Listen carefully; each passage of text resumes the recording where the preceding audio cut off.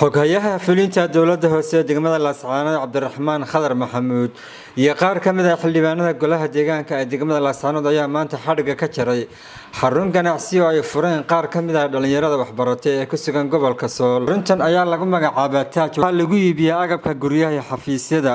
Munaasabad xadhiga looga jaray xaruntan ayaa waxaa ka hadlay gudoomiyaha shirkadda Taaj Cabdifataax Maxamed Cabdi Tarabi isagoo faahfaahin ka bixiyay waxay xaruntan tahay.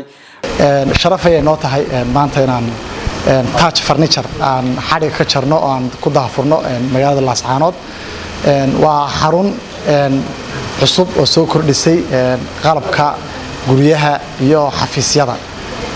sad aragtaan waxaan sidoo kale aan soo dhaweynaynaa una mahadcelinaynaa xogayaha dowladda hoose degmada Laascaanood, golaha deegaanka, maama nadiif oo ururka haweenka, Egas Mayer oo inala jooga iyo dhammaan. dhinaca kale qaar ka mid ah ka soo qaybgalayaasha munaasabadan oo halkaasi ka hadlay ayaa iyaguna soo dhaweeyay.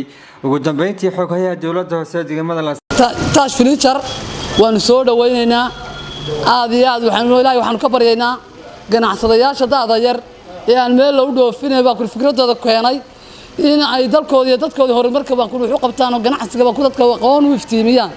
ilaahay waxaan ka baryaynaa wax khayr qaba ilaahay siday u kaniyada u galiyeen ilaahay wax khayr qaba ilaahay ugu bedelo. mid walba hooyo ku taxalluqo hooyooyinka alaabta iyo hurdada u iibisa inaad islaamaha dan yartaa u naxariisataan oo shaq maxay tahay u samaystaan discount wacan baan horta idinku boorinayaa. taasi waa taa insha Allah bilmilaay kariim ilaahay waxaan ka baryaynaa wax khayr qaba. waxaa sharafaya shirkadda Taaj Furniture inaanu ka soo qayb galno.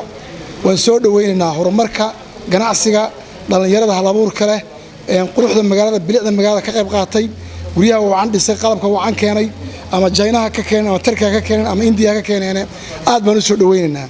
dhulka fog ganacsiga ka yimi ee Laascaanood yaala maanta waxay la tahay intaynu halkan joogno nin waliba waxa weeye iyo gabar kasta waa aroos intaynu halkan joogno markaynu baxal kasta kastaan yeeleen intaynu joogno aroos baynu nahay waayo alaab qurux badan baa noo muuqata, fadhi qurux badan, hurdo qurux badan, wada muraayad. Taaj Furniture waxaan maranayaa waa meherad cusub oo hadda magaalada maanta waxa ka xarig jiray soo aragtaan oo guryaha iyo qalabka xafiisyada iyo guryaha dhismaha waxa weeyaan waxaan leeyahay horta dhalinyarada fikir ka keentay oo ganacsi hore magaalada uga jiray run ahaantii oo soo dhaweynaa marka koowaad ganacsiga cidda dhalinyarada furatay ee halkan qarashka iyo maalka gelisay oo soo dhaweynaa balse fariin baan daba dhigayaa. meherado hore waa furnaayeen magaalada waa ka furnaayeen furniture ah dhalinyaradu ku dhibaataysneedo run ahaantii de waxay kasta qaali baa la oran jiray guriga marka la aroosay wiilka ama aroosanaya $10,000 ama $20,000 baa la oranayaa arooskaaga weey ama $12,000 de dhibaato weyn bay ku qabeen. marka waxaa leeyahay ha noqonina de sidii kuwii hore ilaa horeba waa u yaaleen magaalada furniture oo lahaydee wax ka duwan baa laga doonayaa. ganacsigu wuxuu ku soo kordhiyaa shaqo abuur, shaqaale badan baa shaqo ka helaya. waxaa kaloo soo kordhaya bilicdii magaalada iyo qalabkii la isticmaali jiray oo la sii casriyeeyay. waxaan leenahay halkan waxaa ka muuqda runtii ganacsi aad u horeeyo, aad u sareeya, oo aad u qalabaysan, oo aad u qurux badan. Allah ya baarik fi, Allah idin barakeeyo. anana waa soo dhaweynaynaa, waa idin mahadnaqaynaa. waan soo dhaweynaynaa, waanu ka faa'iideysan doonaa. dadka bulshada waxa ugu jiraysa faa'iido weyn markuu ganacsigu uu noqdo competition. marka waxaan leeyahay dadka dhalinyarada ka faa'iideysta waxa dadka maxaa iska bedelaya alaabihii hore waxaan leeyahay ka faa'iideysta kuwa deema sayre laga bedelayo qudhoodu faa'iido weyn baa ugu jirtaan leenahay. dhalinyarada gobolka Sool waliba hablaha ah waxaanu aad u soo dhaweynaynaa meheradan quruxda badan sad aragtaanba ee lagu soo daray meheradaha ka jira gobolka Sool taasoo oran karno waa horumar u tallaabsaday gobolku. waxaan dhihi lahayn halka ha ku joojinina wadanba sii sameeya.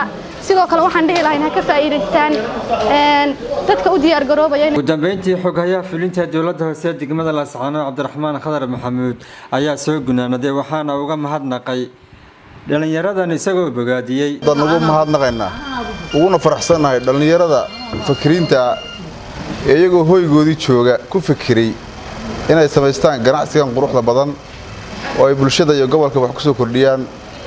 waanu hambalyeeynaa, waanu ku faraxsanahay inay madal qurux badan tahay oo ka duwan madalihii hore ka jiray magaalada. waxa cadeynaysa marxaati oo ah hablaha quruxda badan ee durbaba xadhiga lagaga jiray fadhiya maanta. taas cadeynaysa marxaati oo ah bulshadana waxaan leenahay la socda xarunta cusub ee laydinku soo kordhiyey degmada iyo guud ahaanba gobolka Taj Furniture